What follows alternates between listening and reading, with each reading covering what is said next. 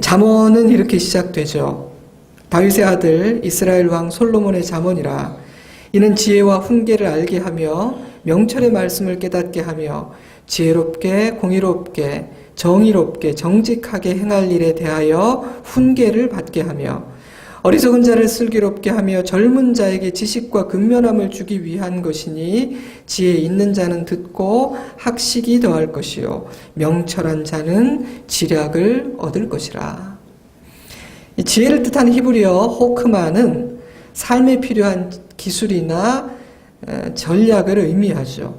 물론 잠언이 가장 강조하고 있는 사실은 지혜의 근원, 지혜의 뿌리가 어디에서 비롯되는가라는 것이지만 솔로몬은 하나님의 백성들이 이 땅에서 자신에게 허락된 삶을 살아갈 때 하나님 안에서 바르게 살아가기 위해 반드시 필요한 구체적이고 실제적인 지혜를 다루는 일 역시 소홀히 하지 않고 있습니다.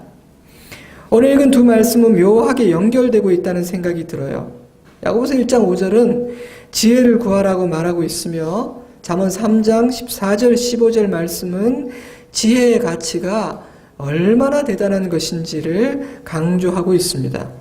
제가 잠언 3장을 표준 세번역 성경으로 다시 읽어드리죠. 참으로 지혜를 얻는 것이 은을 얻는 것보다 낫고 황금을 얻는 것보다 더 유익하다. 지혜는 진주보다 더 값지고 내가 갖고 싶어하는 그 어떤 것도 이것과 비교할 수 없다. 지혜는 놀라운 가치를 가지고 있으니 지혜를 얻는 자는 복되다. 그러니 지혜를 구하라. 지혜를 반드시 얻으라. 국어사전을 찾아보니까 지혜가 이렇게 정의되어 있었습니다. 명사, 사물의 이치를 빨리 깨닫고 사물을 정확하게 처리하는 정신적 능력. 기독교, 하나님의 속성 가운데 하나, 히브리 사상에서는 지혜의 특성을 근면, 정직, 절제, 순결, 좋은 평판에 대한 관심과 같은 덕행이라고 본다. 이 기독교에서 지혜를 어떻게 이해하고 있는지까지 설명하고 있어서 조금 놀랬고요. 특별히 지혜를 하나님의 속성 가운데 하나다. 이렇게 아주 핵심을 딱 짚어서 적어 놓은 것을 보고 뭔가 아는 신앙인이 편집을 했구나. 제가 그런 생각을 했습니다. 오늘 우리는 지혜에 대해서 묵상해 보고자 합니다. 먼저 솔직하게 고백을 하자면 저의 실력 부족과 또 이 지혜라는 주제의 깊고 넓음 때문에 제가 오늘 짧은 시간에 총체적으로 조목조목 다 다룰 자신은 없습니다.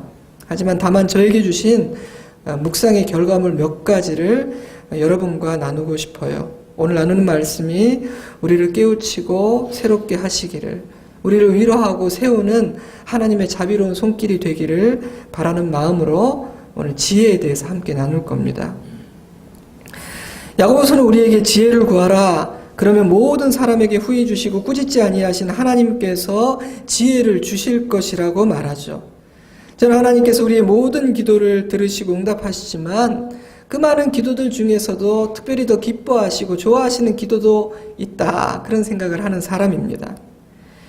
형제 자매의 아픔을 보고 나도 너무 아프고 안타까워서 눈물을 흘리며 기도하는 자녀들을 볼 때 아마 우리 주님은 기쁘시겠죠. 하나님의 명예가 땅에 떨어지고 사람들이 하나님의 이름과 교회에 대해 함부로 말하는 것이 너무나 안타깝고 마음이 아파서 엎드려 기도하는 자녀들을 참 기특하게 여기실 겁니다. 아버지, 저는 정말 아버지의 성품을 담고 싶습니다. 아버지의 뜻에 순종하는 자녀가 되기를 원해요. 라고 기도하실 때 응답하지 않으실 이유가 없다고 믿습니다. 나라가 임하옵시며 뜻이 하늘에서 이루어진 것 같이 땅에서도 이루어지리다 라고 주의 백성들이 기도할 때 흐뭇해하지 않으시겠습니까? 심오한 이야기가 아니죠. 저는 그저 누구나 상식적으로 생각할 수 있는 말씀을 드리고 있는 겁니다. 하나님의 성품과 그 마음을 아는 우리는 어떤 기도를 아버지께서 기뻐하시고 흐뭇해하실지 모르지 않습니다. 모르신다고요? 아닐걸요? 조금만 생각해보면 누구나 웬만큼은 알 수 있습니다. 물론 우리는 자녀에게 아버지께 무엇이든 구할 수 있죠. 자식으로서 아빠에게 때를 쓸 수도 있고요. 내게 필요한 어떤 것을 요청할 수도 있고 나의 희노애락의 감정도 아버지 앞에서는 감춤 없이 솔직히 다 이야기할 수 있습니다. 그것이 자녀의 특권 아니겠어요? 아버지께서는 그렇게 기도하라고, 내 앞에서는 자녀로서 그 특권을 마음껏 누리라고 말씀하셨습니다. 예수님은 너희는 종이 아니라 자녀로서 아버지 앞에 기도해야 된다고 가르쳐 주셨죠.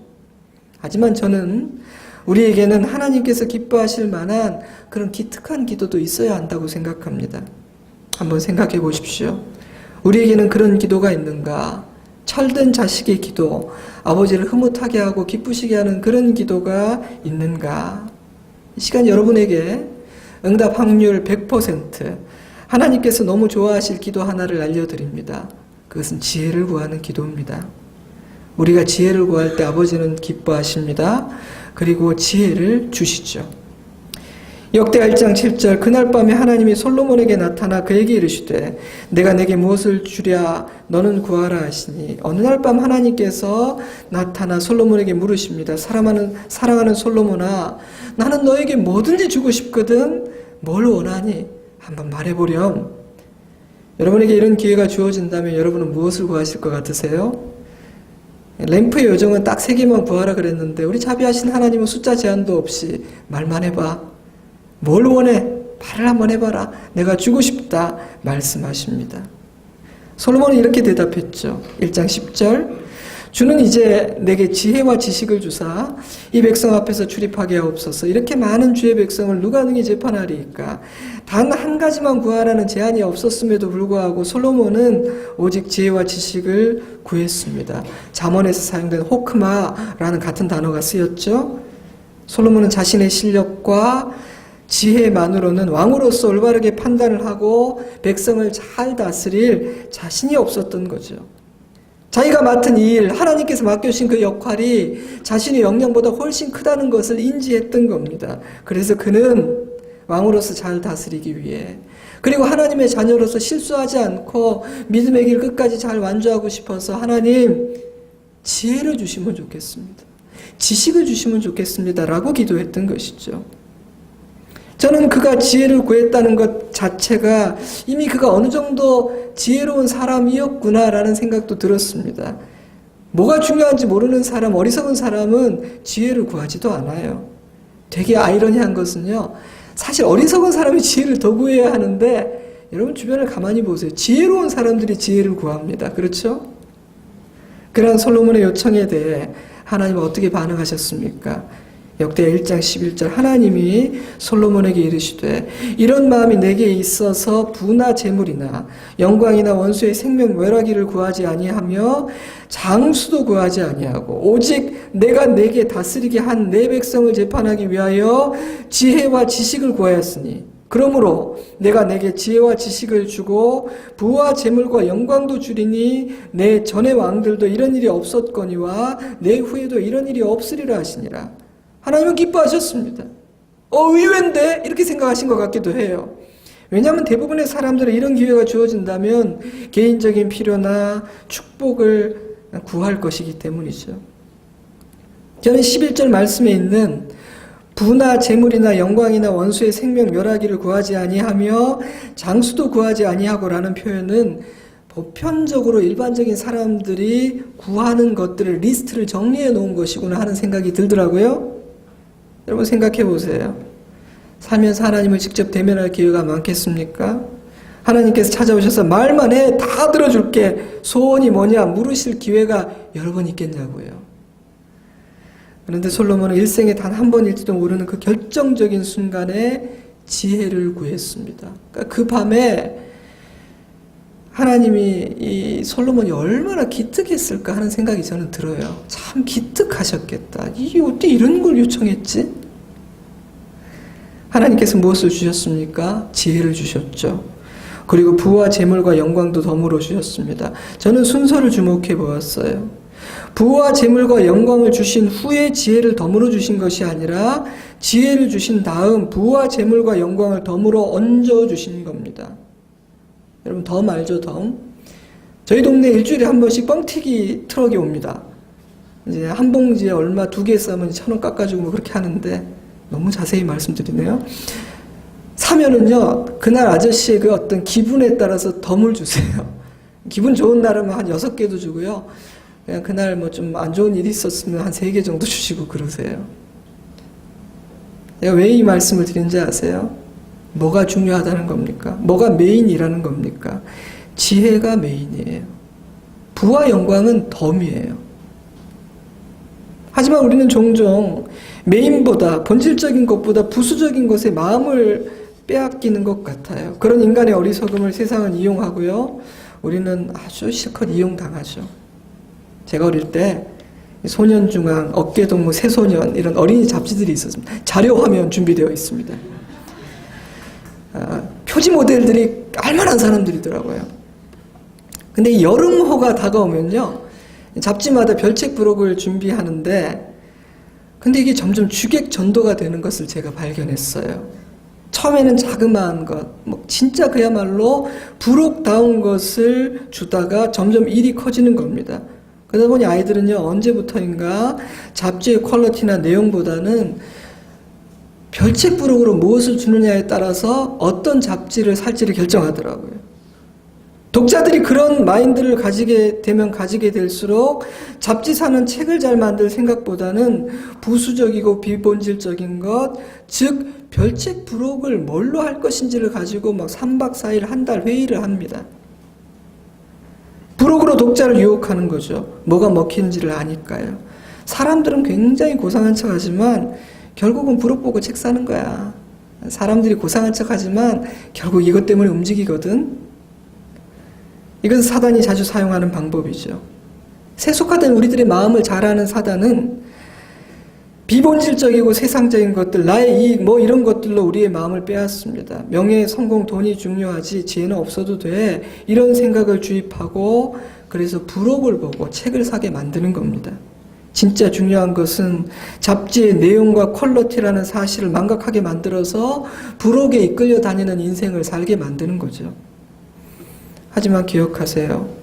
지혜가 메인이고 부와 재물과 영광은 덤입니다. 지혜를 구하고 믿음을 구하고 선을 추구했는데 어쩌다 성공까지 한 사람들은 보았지만 세상적인 것을 추구하고 악하게 살았는데 지혜가 덤으로 주어지는 경우는 보지 못한 것 같습니다. 지혜가 본질입니다. 지혜가 가장 소중합니다. 그래서 성경은 지혜를 구하라, 지혜를 얻으라 강조하고 있죠. 우리는 지혜를 구하고 있습니까? 지혜로운 사람이 되었으면 좋겠다 하는 걸 진심으로 소원하나요? 저는 예언과 지혜라는 것에 대해서도 생각을 해보았습니다. 사람들은 예언과 지혜 중에 어느 것을 더 소중히 여기고 어떤 쪽에 혹할까요?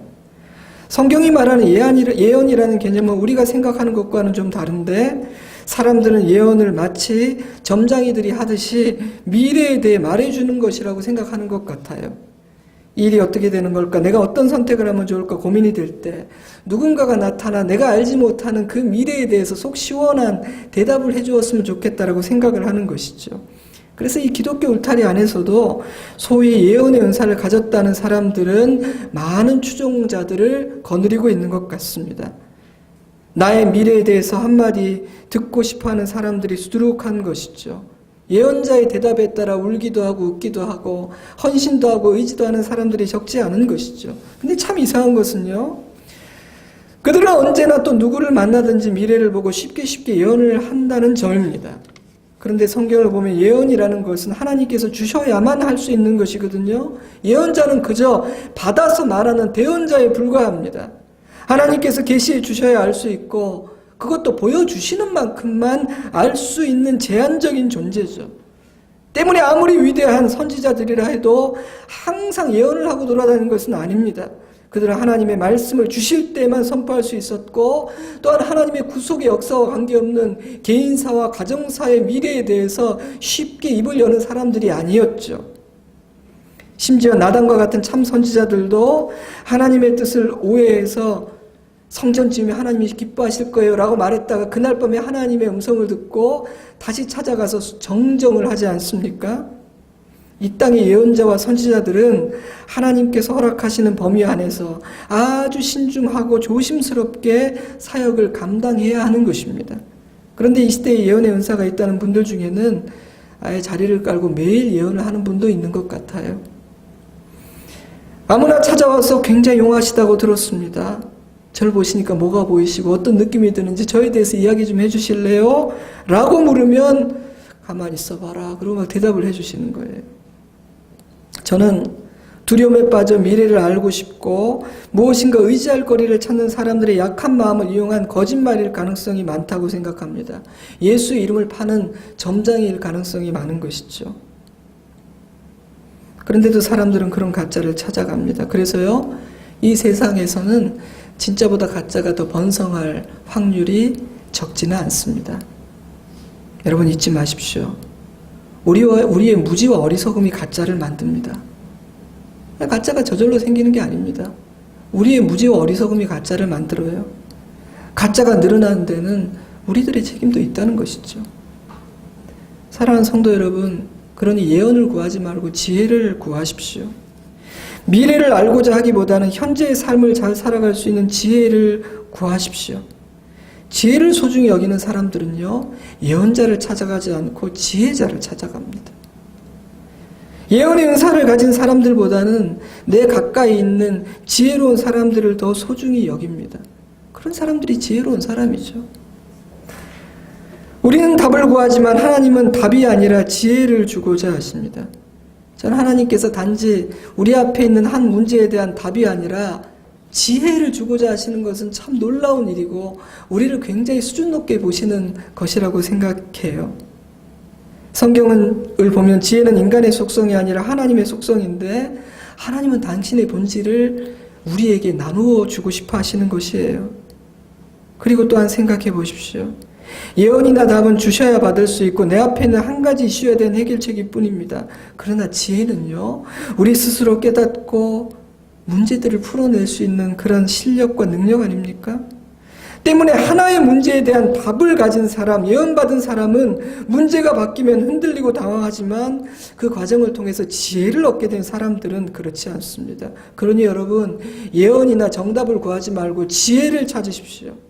우리가 지혜를 구하면 하나님은 기뻐하시고 지혜를 주십니다. 지혜에 대해 몇 가지를 더 생각해 볼까요? 첫째로 지혜는 하나님과의 관계에서 비롯됩니다.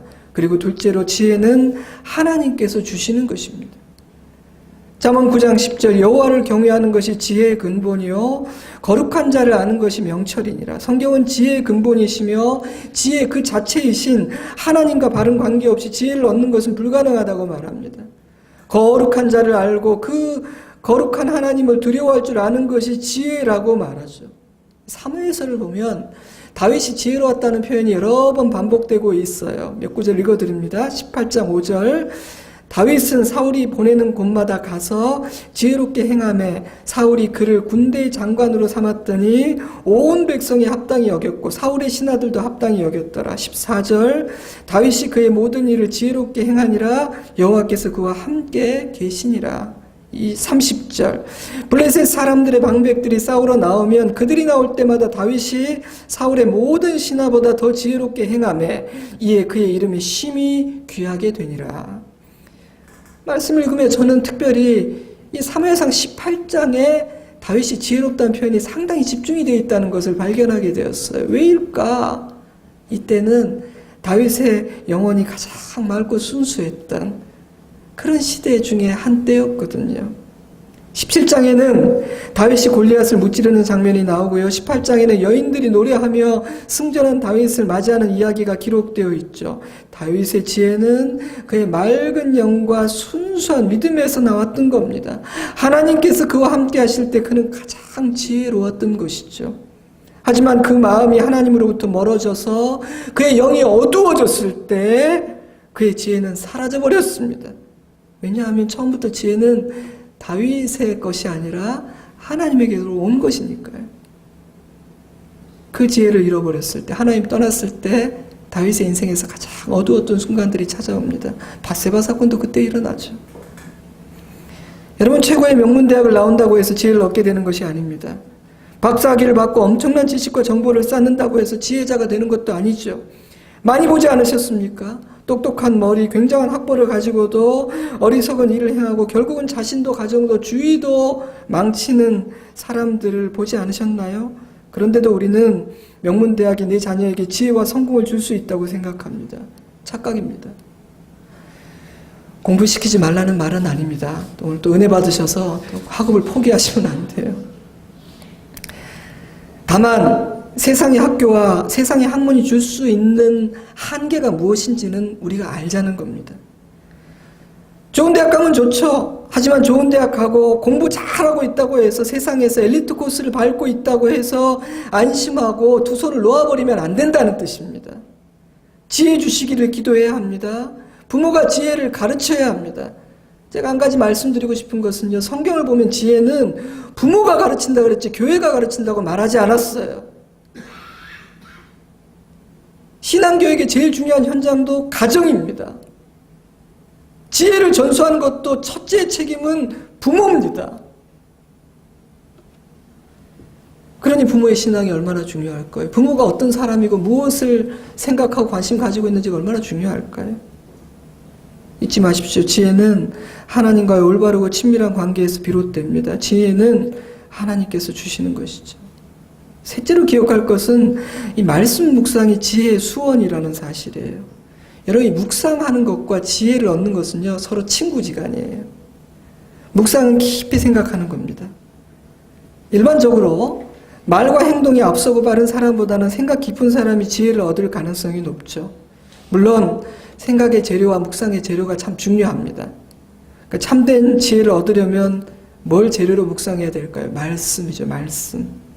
말씀을 묵상하는 사람들은 말씀으로부터 흘러나오는 지혜의 생수를 마시게 되니까요. 이런저런 세상 정보는 많이 알지만 말씀을 가까이 하지 않는 사람은 절대 지혜자가 될 수는 없어요.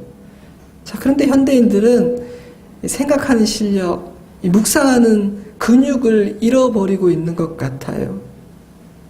얼마 전에 이런 글을 읽었습니다. 책에서. 삶의 지혜를 얻으려면 자기 성찰의 실력이 필요하다. 나 자신에 대해 깊이 생각하는 것이다.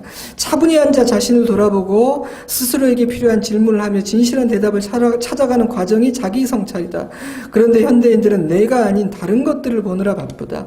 버스나 지하철에서도 대부분 인터넷 기사를 검색하고 드라마를 보고 오락을 한다. 예전에는 책을 보는 사람들도 제법 있었는데 지금은 스마트폰이 우리의 생각과 삶을 지배한다. 세계적인 IT 미래학자 니콜라스 칸은 생각하지 않는 사람들이라는 책에서 이렇게 말하더라고요. 인간의 뇌는 쓰기와 읽기를 하며 자극을 받고 발전해 왔지만 인터넷 사용이 늘면서 깊고 신중한 생각을 하지 않게 되었다. 때문에 과거에 비해 정보는 넘쳐나지만 사고 능력은 오히려 퇴화하고 있다. 이분의 챕터 뒤쪽에 보면은 과연 종이책은 사라질 것인가라는 챕터가 있는데 참 저는 인상적이었어요. 저는 생각보다 생각이 올드해서 이북이라 그러나요? 그게 참 아직은 저에게 낯설거든요. 근데 그거를 참 걱정하는 시각으로 이 사람은 바라봅니다. 읽는 방식이 달라지는 것은 쓰는 방식을 다르게 만들고 그것이 우리로 하여금 생각하는 실력을 더 줄어들게 만들 거라고 그렇게 예측을 하더라고요. 생각하지 않는 사람들이라고 번역된 이 책의 원제는 얕다, 얄팍하다는 뜻을 가진 The Shallows인데 깊이가 없다는 뜻이고요. 더 나가면 천박하다 이런 뜻이라고도 볼 수 있어요. 이런 시대를 사는 현대인들은 더 이상 깊이 생각하지 않습니다. 그 결과 묵상의 실력도 줄어들고 있다 보니 지혜로운 사람들이 사라지고 있는 것 같아요. 똑똑한 사람은 많습니다. 국내 최고의 대학, 해외 유수의 대학에서 공부한 분들도 적지 않죠. 하지만 과거에 비해 지혜로운 사람도 그만큼 더 늘어났을까요? 글쎄 그건 조사 안 해봐서 모르겠지만 그렇지는 않은 것 같아요. 어떤 사람은 너무 바빠서 생각하고 묵상할 틈이 없다고 말합니다. 어떤 분은 삶도 팍팍하고 무거운데 진지한 이야기, 무거운 책, 깊은 생각, 그렇게 골치 아프게 살 필요가 있냐고. 그냥 가볍게 살고 재미있고 쉬운 이야기, 막 즐거운 이야기 이런 거 들으면서 살고 싶다고 말합니다. 근데 그래도 되는 걸까요?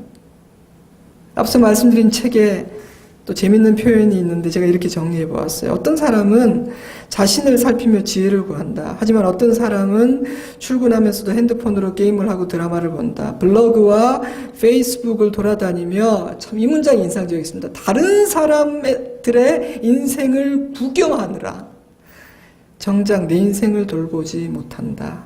남의 인생을 구경하는 사람과 자기 인생을 성찰하는 사람, 누가 지혜자일까? 저는 지혜는 말씀 묵상에서 얻어지며 지혜로운 사람은 생각하는 실력, 묵상하는 실력을 가진 사람이라고 믿기 때문에 큐티와 독서가 참 이 책 읽는 것이 참 중요하다고 생각해요. 제자훈련을 시작하고 이제 1년 과정을 마무리할 때가 되어가고 있습니다. 우리 오전과 저녁 훈련생들이 개인적으로 가정적으로 막 고비도 많았고 힘든 일도 많았는데 어쨌든 잘 버텨주고 이 자리까지 와 있는 것이 저는 얼마나 귀하고 이쁘고 고맙고 그런지 모르겠어요. 이 학기 들어 제가 가장 감사한 것은 훈련생들의 묵상의 실력이 늘었다. 생각의 깊이가 깊어졌다. 자신을 돌아보는 힘이 생겼네 라는 것을 느끼고 있다는 사실입니다. 물론 훈련생들 본인은 자신의 변화가 더디고 미약해서 아쉬워하고 많이 안타까워들 하시는 것 같아요. 하지만 저는 우리 훈련생들 안에 일어나고 있는 변화를 보면서 고마움이 듭니다. 큐티가 달라지고 있고 설교 요약이 달라지고 훈련 시간 때 나오는 대답의 깊이가 많이 달라졌어요. 서로를 배려하고 사랑하는 모습이 더 보입니다. 저는 지혜자로서 한 걸음 다가간 것이 아닌가 하는 생각이 들어요. 사랑하는 성도 여러분, 지혜를 얻고 싶으십니까? 묵상의 실력을 기르십시오. 읽고 쓴 연습을 하십시오. 무엇보다도 매일 시간을 내어 말씀을 묵상하십시오. 지혜는 얻고 싶은데 그럴 시간도 없고 그렇게 하고 싶지도 않습니다. 죄송하지만 그렇다면 지혜자가 되는 것도 쉽지는 않을 것 같아요. 넷째로 지혜는 선합니다. 야고보서 3장 17절 오직 위로부터 난 지혜는 첫째 성결하고 다음에 화평하고 관용하고 양순하며 긍휼과 선한 열매가 가득하고 편견과 거짓이 없나니 지혜는 잔꾀나 계략과는 다릅니다. 똑똑함과도 다르죠. 그 차이가 뭘까? 한 가지만 꼽으라면 저는 선함이 있는가? 다른 사람을 생각하는 이타적인 동기가 있는가라고 생각합니다. 여러분, 참된 지혜는 선합니다. 그리고 다른 사람을 돕고 섬기고자 하는 이타적인 이유로 작동하고 발휘되죠. 왜 참된 지혜가 선할까요? 지혜는 하나님의 속성이니까요. 지혜는 하나님께로부터 흘러나와 자녀들에게 주어지는 것인데 어찌 이기적이고 악할 수가 있겠습니까? 그러므로 내게 있는 것이 위로부터 난 지혜인지 인간의 똑똑함이나 장꾀인지를 판단하려면 내 안에 선함이 있는지 이타적인 마음, 사람을 섬기는 마음, 상대를 배려하는 마음이 있는지를 돌아보면 됩니다. 똑똑한 사람은 많지만 그 안에 선함을 소유한 사람이 적어서 이 시대가 어그러지고 있는지도 모르겠습니다. 그러니 여러분의 자녀들이 똑똑한 사람, 성공한 사람이 되기를 바라는 것보다 선한 사람, 참된 지혜를 가진 사람이 되기를 기도하십시오. 이 나라는, 이 시대는 그런 지혜자들을 찾고 있습니다. 우리 자녀들이 그런 지혜자가 되면 얼마나 좋겠습니까? 그러니까 여러분 인생 진짜 잘 산 거예요. 자식 하나만 잘 키워도. 요셉이 그랬고 다니엘이 그랬죠. 창세기 41장 39절 요셉에게 이르되 하나님이 이 모든 것을 내게 보이셨으니 너와 같이 명철하고 지혜 있는 자가 없도다. 비록 이방인이었지만 바로왕은 요셉을 볼 때 그에게 지혜가 있다는 것과 그 지혜가 하나님께로부터 왔다는 것을 알 수 있었습니다. 다니엘과 친구들은 어땠나요? 다니엘서 1장 17절 하나님이 이 네 소년에게 학문을 주시고 모든 서적을 깨닫게 하시고 지혜를 주셨으니 다니엘은 또 모든 환상과 꿈을 깨달아 알더라. 왕이 그들에게 모든 일을 묻는 중에 그 지혜와 총명이 온 나라 박수와 술객보다 10배나 나은 줄을 아니라. 여러분, 우리 자녀 중에 다니엘이 있고 요셉이 있을 수 있어요. 믿음의 눈빛이 아닌데요. 있을 수 있습니다. 사랑하는 성도 여러분, 이 시대에는 세상의 똑똑함이 아니라 하늘의 지혜를 가진 사람들을 필요로 하고 있습니다. 선함과 이타심을 가진 하늘의 지혜 말입니다. 저와 여러분도 그런 지혜자가 되면 너무 좋겠고요.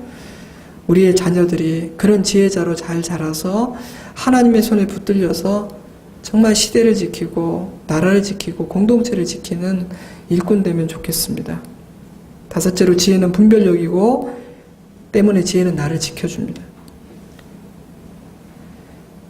예전에도 그랬지만 지금은 이 분별하는 지혜가 더 절실히 요구되죠. 가짜와 거짓이 난무하고 있을 뿐 아니라 그 가짜와 진짜가 너무 헷갈리고 또 가짜가 진짜 행세도 하고 그러고 있기 때문이죠.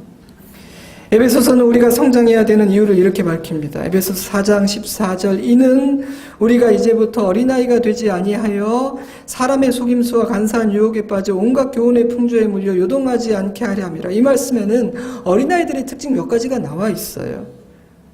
어린아이는 잘 속는다는 겁니다. 유혹에 쉽게 빠지고 시험에 쉽게 듭니다. 그리고 온갖 세상의 소리에 밀려 매일 요동하죠. 바울은 그렇게 되지 않으려면 어른이 되라, 그리스도를 닮으라, 성장하라, 지혜를 얻으라 이렇게 권면하고 있는 겁니다. 그리스도를 닮게 되면 그리스도의 지혜도 닮게 되죠. 때문에 어른이 된다는 것은 지혜를 갖게 되는 것이기도 해요. 더 이상 거짓에 쉽게 속지 않고 쉽게 시험에 들지 않으며 수많은 소리들 가운데서 요동하지 않는 사람이 되는 것이죠. 그런 차원에서 이 지혜는 우리를 보호해 주기도 해요. 잠언의 말씀 몇 곳을 읽어드립니다.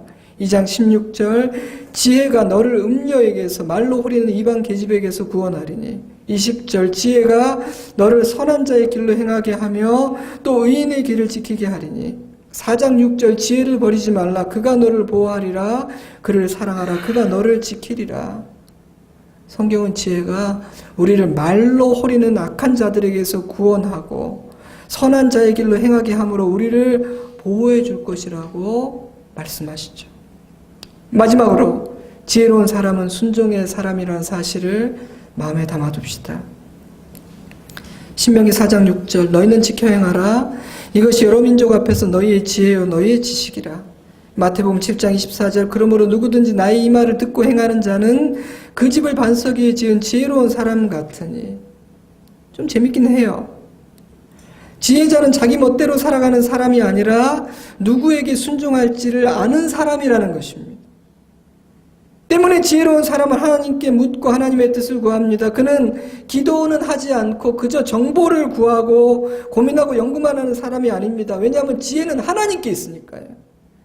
게다가 이 세상의 정보와 사례들은 도움이 되긴 하지만 하나님의 마음을 따라갈 수 없는 것이기 때문에 많은 한계를 갖고 있어서 결정적인 소스가 되질 못해요. 성경이 지혜자라고 말하는 믿음의 선배들의 공통점을 살펴보세요. 그들은 하나님의 말씀을 존귀 여기고 순종하는 사람들이었다는 사실을 발견하게 될 것입니다. 그들은 언제나 먼저 기도하고 하나님의 뜻을 구했습니다. 그리고 순종하고자 했던 사람들이죠. 재밌는 현상이죠. 이제 지혜를 가졌으니까 내 마음대로 막 결정하고 내 뜻대로 해도 될 것 같은데 왜 지혜를 얻게 된 사람들은 놀랍게도 이전보다 더 순종하는 사람이 되는 걸까요? 지혜자들은 지혜가 하나님께 있다는 것을 아니까요. 그리고 자신의 한계를 발견하게 되기 때문입니다. 어찌 보면 자신의 연약함과 한계를 알게 되는 것이 지혜인 것 같아요. 여러분 철없는 아이들은요 자신의 한계를 모르기 때문에 위험한 짓을 하곤 합니다. 어릴 때 슈퍼맨 만화를 보고 보자기를 두르고 뛰어내린 아이가 있었어요. 알았을까요? 뼈아픈 교훈을 얻었죠. 문자적으로. 그리고 아무나 보자기를 두른다고 날 수 없는 것이구나를 깨닫는 겁니다. 하지만 어른이 되면요. 그런 무모한 도전을 하지 않습니다. 자신의 한계를 아니까요. 어른이 되었는데도 목에 보자기를 걸고 뛰어내리면 그 사람은 정상이 아니죠. 잘하지 못한 겁니다. 지혜를 얻지 못한 거예요. 참된 지혜를 갖게 되면 왜 순종의 사람이 되느냐? 자기 한계를 깨달았기 때문입니다. 잘난 줄 알았는데, 내 힘으로 될 줄 알았는데, 내가 꽤 똑똑한 줄 알았는데, 내가 지혜로운 줄 알았는데 그렇지 않다는 사실을 깨닫는 거죠. 그래서 지혜이신 하나님 앞에 무릎을 꿇는 거죠. 우리 모두가 하나님의 뜻을 구하고 순종하는 사람이 되면 좋겠습니다. 말씀을 맺겠습니다. 오늘 우리는 지혜에 대해서 생각해 보았습니다. 6가지를 나누었네요. 집에 가서 되새겨 보시고 한번 묵상해 보시기를 바라요. 우리 모두가 덤으로 주어지는 것들을 사모하고 추구하는 인생이 아니라 하늘로부터 지워지는 참된 지혜를 구하는 인생을 살면 좋겠습니다. 이 나라에도 감추어진 지혜자들이 많이 있겠죠. 감옥에 갇혀있는 요셉이 나라를 구해낼 지혜자여 하나님께서 준비해 두신 지혜자일 줄 누가 알았겠습니까? 그러니 우리 나라를 위해서도 이 시대를 위해서도 감추어진 하나님이 또 준비해 두신 사람들이 있을 겁니다. 이렇게 기도했으면 좋겠습니다. 하나님, 이제 그 사람들을 무대 위로 좀 올려주십시오. 그리고 어리석은 우리들도 하나님이 준비해 두신 사람들을 알아볼 수 있는 눈을 가지고 기도하게 해주시기를 원합니다. 그런 실력을 주시기를 원합니다. 우리가 어리석어서 그런 실력을 갖지 못하면 우리도 고생하지만 자녀들도 고생하거든요.